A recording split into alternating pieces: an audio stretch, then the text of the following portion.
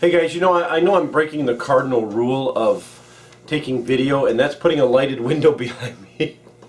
But I apologize for that. If I kind of get dark or whatnot, if it tries to focus somewhere else, then I apologize for that. But this is the best place I could find to put my video camera this morning. So, anyways, and I know I look a fright, don't I? But hey, it's early in the morning. But I got my coffee, and hopefully I'll be coherent. But anyways, today I wanted to show you guys how I propagate roses. Now, roses, I've been told, now I'm not an expert on roses, so I know that there's going to be many opinions, but what I'm going to do is I'm going to show you how I do it, and I'm not saying it's the right way, but it works incredibly well for me. So, you know, use your own methods. But now what I've been told though is that roses have, I mean, they say propagating roses is as easy as falling off a log. I mean, because you could take, whenever you ask, I asked a lot of the old timers just for the heck of it how they propagate them, and it's amazing. It seems like all they have to do, I mean, every one of them that propagates them, they say, hey, well, you just cut it off and stick it in the dirt. So I mean, you know, it's like there's no wrong way, no right way, I guess, with roses. They're so easy to propagate, but there are a few things that you can do to help them along, and I'll show you the few things that you can do. Now, one of the first things that you want to do is you want to make sure that when you take the cuttings that you're taking it from new growth. You don't want to take some of the older growth, and you can tell the difference because the newer growth, at least on now, I'm going to propagate Sitka roses that I have here in my yard. Now with the Sitka roses, I can tell the new growth because it seems to be that they change color. Now the older growth, you can always tell that because it looks like almost like a dead branch, but believe it or not, you'll get that dead branch, and then all of a sudden you get new growth off that branch. So when you take the cutting, you don't want to take it from the old branch, you want to cut from the new branch. And it's okay to take the new cutting that's on an old branch, but just don't cut and take the old branch. And so, am I making sense? But I'll show you. I'm going to take my video camera out in the yard, and I'll show you my Sitka rose bushes, and I'll try to show you some new cutting and old cutting. Okay, so now what I have here, I've got Sitka rose, and I really love these, and I want to be able to propagate some more and put them on the other side of the house. So what I'm going to do is, what you want to do is look for some new growth. Now, let me explain to you what new growth is here. If you take a look at this, there's the hip that's, the flowers died back, and then the hip is starting to get produced here, and that'll turn bright red by probably about October. But you want to look at the stem. If you look at the stem and you see green on the stem, then you'll know. Now, if you take a look at this, you see the green and red part of the stem, and then you've got that really brown, looks like dead. Now, you don't want to take that. You want to take and find a long green stem. By green, I don't necessarily mean the color green. I mean like right here. See this one? It's like red. It's got color to it. Of course, it's coming off an old growth. But I'm going to find pieces like this that's got, you know, 3 or 4 nodes on it where it's got buds that are along the stem. So I want to use those. Okay, so now here's a pretty nice looking one. It's got a hip on the end of it, and it's got a nice long shaft. It's green wood here, so I'm going to go ahead and cut those off. You want to cut them back quite a ways. I usually cut them about 6 to 8 inches. There's an old one right there that I should have trimmed this thing back a little while ago. But anyways, yeah, there are some nice ones in here. So I'm going to go ahead and take a lot of this green cutting that's got leaves and stems coming off of it, and I usually take probably anywhere between 6 to 8 inches of this new growth. So I'm going to go ahead and cut some of these off, and I'll show you what we've got. Okay, so first off, unfortunately this Sitka rose is really thorny. So if you're working with a very thorny rose bush, it's kind of smart to wear some gloves. But anyways, I wanted to show you this. This is old growth. I don't know if you could see this very well, if the camera's going to focus on this. The branch almost looks dead, but if you look up to the top here, there's some new growth that was starting to come off of it, like here and here. Now, if these branches are nice and big, you can take this new growth off of here. You can see it's usually green, or it's green red or whatnot. So I cut this off to kind of show it to you. Now, the best time of year that I've been told is to do it in the fall. After the flowers have died back, you'll notice that the flowers here are spent, and this being just about almost the beginning of September.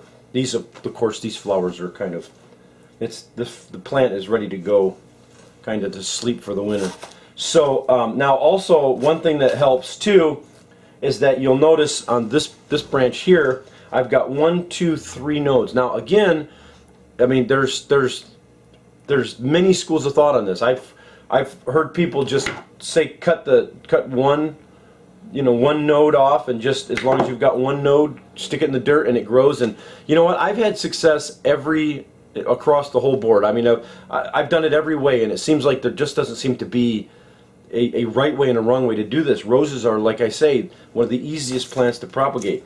So anyways, but what I do is, just because I like to get it established a little more, if you cut it off too small, it's going to take a lot longer for this plant to be large enough and be established that it'll kind of grow on its own when you plant it out. So I always try to get, and what a node is where like a bud or a branch starts to come off here. So you got 1, 2, 3 on this one. So this one here to me is perfect. So I'm going to take that one. Now when you cut these, when you cut the branch, you want to make sure that you don't cut straight across. You want to kind of cut at an angle, because what it does, it gives you a little bit more surface here for the water uptake and whatnot. So that always helps. Now also, because roses have a natural rooting hormone inside of them, it's not necessary to use rooting hormone. If you want to, knock yourself out. If it helps, I mean, I don't think it helps, to tell you the truth. I mean, it may, I haven't seen it.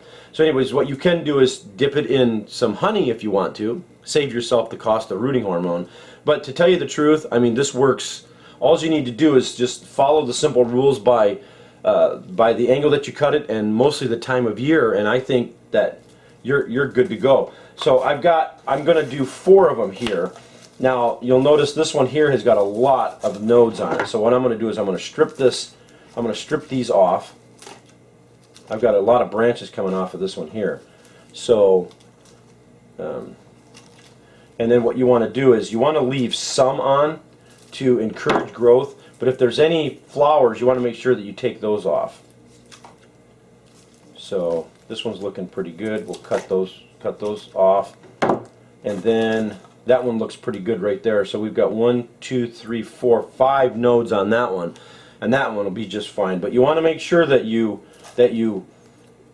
don't have any nodes on the bottom, like close up where you're going to stick it into the dirt. That's at least that's the way I do it. Like I say, this is the way I do it, guys. I mean, you can do it, try it many different ways. Now, one thing that you can do, I've heard, is that you can scratch the bottom here, and if you score this and take some of that green off, that also helps it along. So, anyways, so we've got a couple of these. Now, what I do is when I just take regular old mix that I use for potting soil. Now, you could, because sometimes these can take up to 6 weeks or so for them to root well, is that you want to try to use a soilless mix. Now, I just use my regular potting soil because, I mean, I'm not growing tomatoes, right? There's, but I use, and mine is just like perlite or vermiculite, some peat moss, and then some regular compost. And I've had great success with this.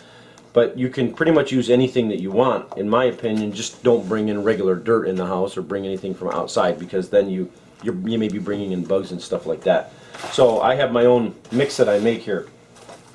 So what I do is I use these plastic see-through cups. And the reason why I do this is because I want to be able to see the roots to know that they're starting to grow. Now, when I stick this in, and after about 4 or 5 weeks I don't see any roots, I can pretty much guess that this didn't take.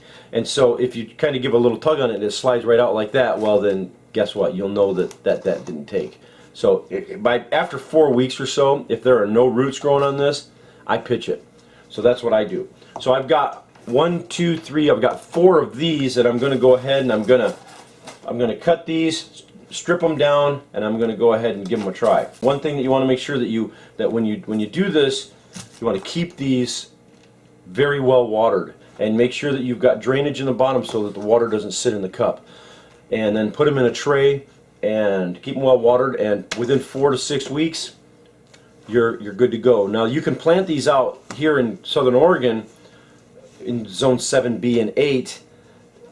We can plant them out all year long. Once these things are established and I've got good roots, I can put these outside in November, no problem. So, okay, so once you've got these potted up, just treat them like you would any seedling. Keep them warm, keep them well watered, and give them plenty of light, and they'll do just fine. These are going to go in my grow room under my grow lights, and within 4 to 6 weeks, I'm pretty confident that these are going to be ready to go outside. So that's how I propagate roses, guys. It's real easy. It's a piece of cake. Walk in the park, and you guys should give it a try. It's a lot of fun. So anyways, I appreciate you guys watching, and don't forget to subscribe, and we'll catch y'all later.